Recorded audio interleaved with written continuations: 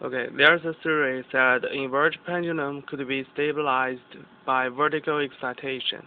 This this theory is first being mentioned by Stephenson in his article on induced stability in 100 years ago. It's in 1903, and Epson did further analysis on this matter, and here's some criteria how it's happened, when it's happened.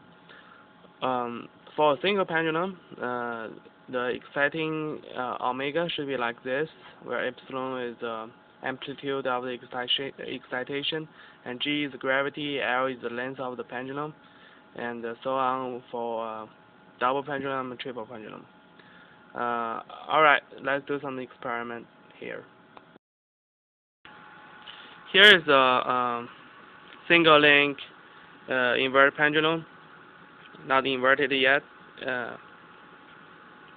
I painted red so it's easy to identify, and it's driven by jigsaw. Like this. It's driven by jigsaw. The jigsaw, I mounted a encoder on it, so the rotation speed information can be processed by this I/O board, and can be transferred from the I/O board into this PC, and the PC runs XPC software developed by the same company developed MATLAB. The output signal is transferred to a power amplifier and go back to this DC jigsaw, which then driven this invert pendulum. Now let's have a test. Forgot to mention, this invert pendulum is have a length of 4 centimeter from this part to this part.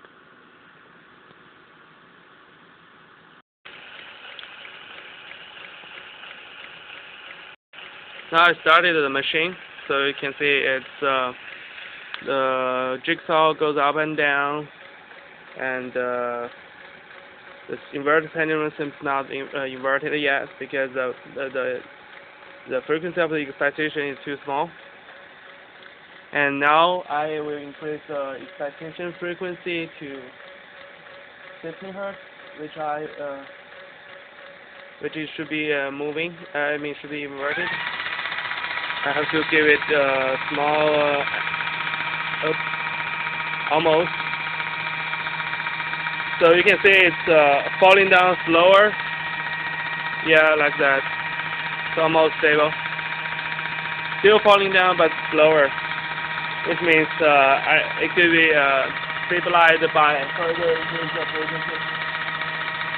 I increased the frequency to 18. So now it's definitely inverted. You can touch it. Oh, I touched too much. You can touch it. Mostly it's stable, but sometimes falling down. What makes me curious is sometimes it's not 100% vertical. It's stabilized at some weird point. Okay, now it seems going fine. Yeah, it can go back itself. Okay, this is for the single pendulum. Next I will show you how to invert a double pendulum.